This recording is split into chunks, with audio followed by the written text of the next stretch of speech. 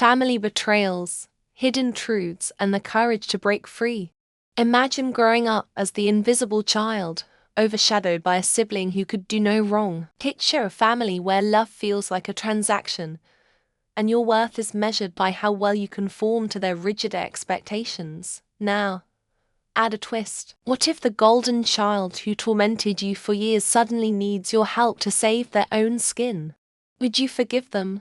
Or would you let them face the consequences of their actions? This is the raw, unfiltered story of a woman who dared to say enough to a toxic family dynamic, challenging everything society tells us about forgiveness and loyalty.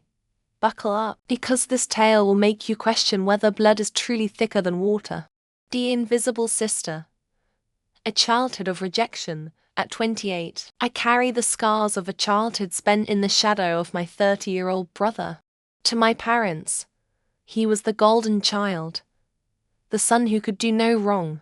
I, on the other hand, was the unwanted daughter, a fussy baby who dared to disrupt their perfect vision of family. From the moment I was born, I felt their disappointment.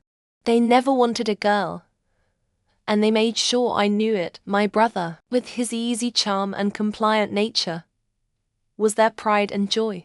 Me, I was the problem. Growing up, my brother didn't just bask in their adoration. He weaponized it. He lied about me constantly, blaming me for his own misdeeds. If he stole something, I was the scapegoat. If he broke something, I took the fall. And my parents, they believed him every time.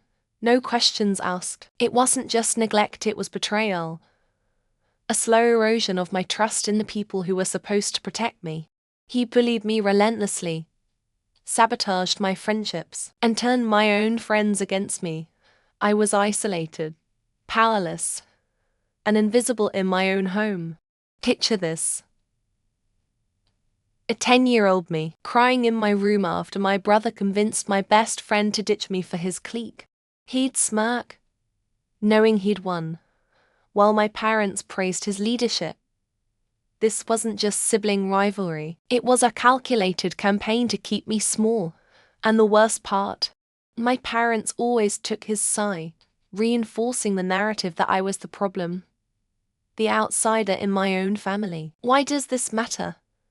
Because it's not just my story, it's the story of countless others who've been cast aside by families obsessed with favoritism.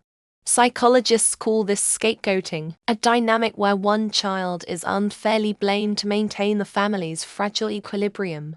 It's a cognitive bias in action. Parents cling to the belief that their perfect child can do no wrong, ignoring evidence to the contrary. This bias blinded my parents to my pain.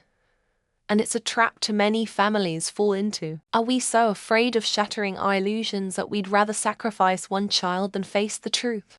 Escape and estrangement. Building a new life. By 18, I knew I had to escape. I threw myself into my studies, earning a scholarship to a college far from home. It was my lifeline. A chance to write my story. I left without looking back, cutting contact with my family as much as possible. Meanwhile, my brother stayed close to our parents, living in a place they paid for, basking in their unwavering support. The family group chat, which I was barely part of, was a shrine to his achievements, his job promotions, his new car, his charmed life. My existence, barely a footnote. I built the new life in another state, found a loving husband, and started a family of my own. When I got married, I invited my parents out of a fleeting sense of duty. They didn't show up. No call, no apology, just silence. It stung, but it also freed me. I realized I didn't need their approval to be whole.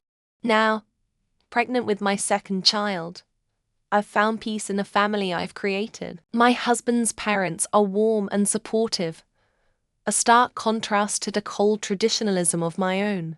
But here's where the story takes a sharp turn. My parents, deeply rooted in patriarchal values, believe the family name must be carried on through bloodlines, adoption, unacceptable. A daughter's children taking her husband's last name a betrayal. Their obsession with legacy has always been their North Star, and my brother was their chosen heir. So, when he came out as gay, their world crumbled. Suddenly, the golden child couldn't fulfill their dream of biological grandchildren to carry the family name. And just like that, they turned to me, the daughter they'd ignored for years. The golden child's desperate plea. Out of the blue, my brother reached out. He flew to my state, tears streaming down his face, begging for reconciliation. Why? Because our parents were threatening to cut him off financially unless he mended things with me. They saw my children, my son, and my unborn child, as their last hope to preserve their legacy. My brother, who'd lived off their money his entire life, was desperate. He claimed his years of bullying were due to the stress of being in the closet that he was a victim to. He even accused me of homophobia when I refused to play along, twisting my rejection into a narrative that painted me as the villain. Let's pause here. Forgiveness is often sold as the ultimate virtue, the key to healing and moving forward. Society tells us to let go of grudges, to embrace our family no matter what. But what if forgiveness means betraying yourself? What if it means letting someone back into your life who's never shown genuine remorse? My brother's tears weren't for me, they were for his bank account. His apology wasn't about accountability. It was about manipulation. And yet, he had the audacity to call me petty, to say I was ruining his life over childhood slights. This is where the controversy lies. I don't believe in forgiving someone who hasn't earned it. I'm not here to absolve my brother or my parents just because they're family. That's a radical stance in a world that fetishizes reconciliation. But it's grounded in a truth we rarely acknowledge. Some relationships are too toxic to salvage. Behavioral psychology backs this up. Studies show that forced forgiveness can increase stress and resentment, undermining mental health. By refusing to forgive, I'm not being petty. I'm protecting my peace. And isn't that a legacy worth preserving? A friend's misunderstanding, the nipple incident, the drama doesn't end with my family. Let's shift gears to a seemingly unrelated incident that reveals another layer of human complexity. The power of miscommunication and defensiveness. When my newborn son started grabbing everything in sight, I invited my best friend over to meet him. Knowing her pierced nipples were sensitive and her wardrobe was, let's say, revealing, I texted her a heads up. Hey, maybe wear a bra or a thicker shirt. My baby grabs nipples hard, and I don't want you to get hurt. Simple, right, caring, even. She ignored my message and showed up in a sheer top, her piercings on full display. My son, true to form, went straight for the target. When she yelped in pain, I gently suggested a sweater. Instead of gratitude, she accused me of shaming her body, of being a misogynist. She stormed out, spreading rumors to our mutual friends that I'd tried to control her. Even when I explained it was about her comfort, she doubled down, suggesting I train my infant not to grab. Yes, because a baby understands social norms. This incident isn't just about a misunderstanding. It's about how our egos distort reality. My friend's reaction tapped into a cognitive bias called the fundamental attribution error. She assumed my intentions were malicious rather than practical. In her mind, I wasn't a concerned friend. I was an oppressor. This is a microcosm of how quickly we vilify others to protect our own narratives. And it's a reminder, even well-meaning actions can be weaponized if someone's looking for a fight. A husband's dilemma. Supporting a struggling wife. Now, let's explore another perspective: a husband grappling with his pregnant wife's mental health crisis. My friend, let's call him Mark, is married to Lisa, who's 5 months pregnant with their second child. After a devastating miscarriage, Lisa's emotions are a roller coaster. She's anxious, irritable, and prone to explosive arguments over trivial things like Mark buying the wrong shape of carrots or changing the TV channel. She calls him 60 to 90 times a day, even during work meetings, and begs him to quit his job to stay home at night. She keeps him awake with endless worries about the baby's health, leaving them both sleep-deprived. Mark is exhausted. He's the sole breadwinner, working 10-hour shifts to keep them afloat. He's tried reassuring Lisa, but it only seems to make her angrier. Her therapist and OB-GYN suspect past trauma or hormonal imbalances, but the sessions aren't enough. Desperate to help, Mark arranged for Lisa's retired parents to care for her while he's at work, hoping their presence will ease her loneliness. But when he told Lisa, she exploded, accusing him of abandoning her. She called him a jerk for outsourcing his responsibilities. Even though he promised daily calls and weekend visits, is Mark wrong? Here's the controversial hook. Sometimes, love means making the hard call, even if it's misunderstood. Mark isn't abandoning Lisa. He's trying to save them both. Behavioral science tells us that chronic stress can impair decision-making, and Mark's at his breaking point. By involving her parents, he's not dodging responsibility, he's ensuring Lisa gets the support he can't provide alone. Yet, society often shames us then for prioritizing practicality over emotional presence, labeling them as cold or uncaring. Isn't it time we redefine what it means to be a supportive partner? To boyfriend's betrayal. Choosing a toxic friend. Another story hits closer to home. My friend Sarah, 25, has been dating her boyfriend, Jake, 30, for over a year. Jake's best friend, a misogynistic jerk from another country, is a constant presence. This guy makes crude jokes about Sarah's body, dismisses her opinions, and generally treats women like objects. Sarah's begged Jake to set boundaries, but he brushes it off, saying his friend is just like that. Things came to a head when Jake invited Sarah to his parents' mountain cabin for a family gathering. She was excited to meet his extended family, hoping for a weekend of bonding. Then Jake dropped the bombshell. His friend was coming too, leaving his wife and child behind. Sarah pleaded for a weekend without the toxic third wheel, but Jake insisted. When the friend's wife refused to join and decided to drive back to the city, Sarah saw her chance. She left with the wife, telling Jake she was done with his friend and possibly their relationship. Jake blew up, calling Sarah childish and selfish for ditching his family. He claimed she'd embarrassed him by leaving, ignoring her valid reasons. Here's the provocative question. Why do we tolerate toxic people just because they're friends? Jake's loyalty to his friend over Sarah reveals a deeper truth. He's complicit in the misogyny. Cognitive biases like in-group loyalty make us defend those closest to us, even when they're wrong.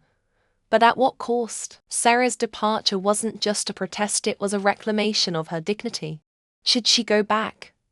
Or is this the wake-up call she needs to walk away? The mother-in-law's meltdown, a clash of expectations.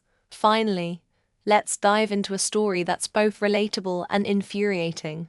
My cousin, Emily, and her husband, Tom, hit financial rock bottom and moved in with Tom's mother, Linda. Linda's mansion, complete with 5 bedrooms, a gym, and an art studio, seemed like the perfect safety net.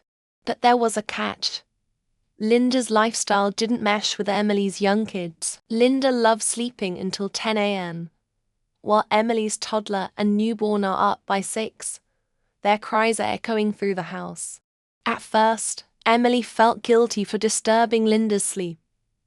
But soon, Linda's complaints turned theatrical. She'd cry every morning, no tears, just dramatic sobs claiming sleep deprivation. Tom, desperate to keep the peace, would console her while glaring at Emily, as if she were the problem. He even bribed Linda with gifts to stop her outbursts. Emily tried talking to Linda, acknowledging her generosity, and explaining the realities of parenting. Linda nodded, then went right back to her morning meltdowns. One day, Emily snapped. "This is ridiculous," she shouted.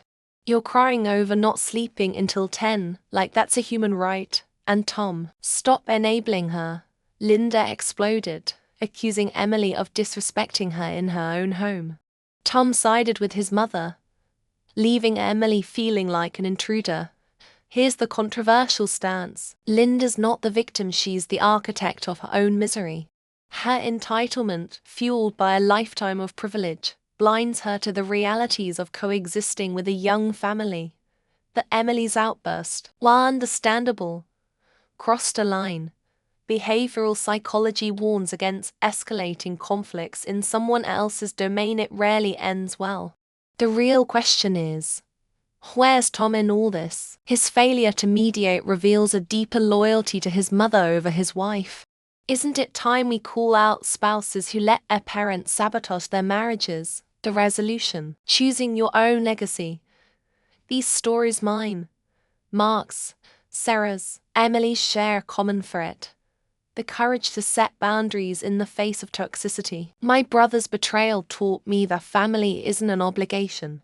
It's a privilege earned through respect. Mark's struggle showed that love sometimes means making unpopular choices for the greater good.